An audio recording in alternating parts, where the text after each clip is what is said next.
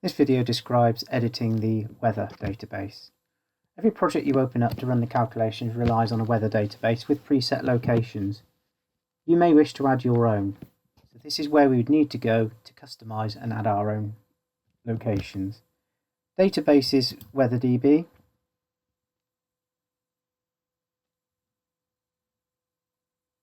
You then open up the database of interest.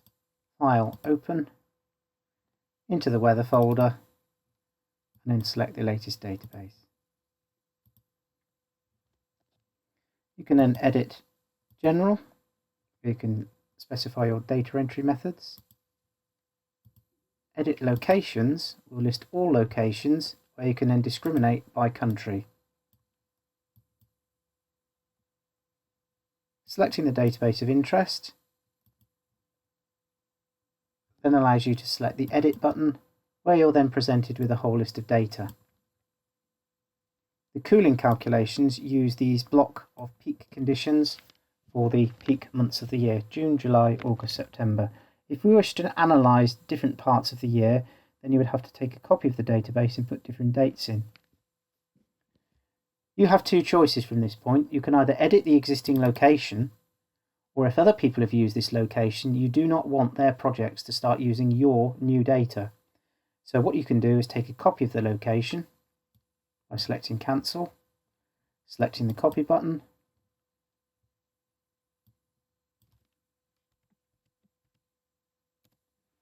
renaming the location, and renaming the description of that location. There you have the latitude and the longitude. The winter design condition. On this specific project, you might be wanting to design to -6. It's this temperature that is used in the edit general as the default for the heating calculations. You can then set about making changes to the temperatures in the weather database.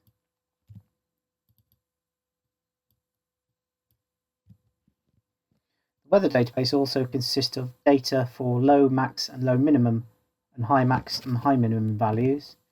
You have the direct and diffuse radiation factors, and also you have the usage 5-day, 6-day and 7-day, and the number of working days in each of those appropriate selections.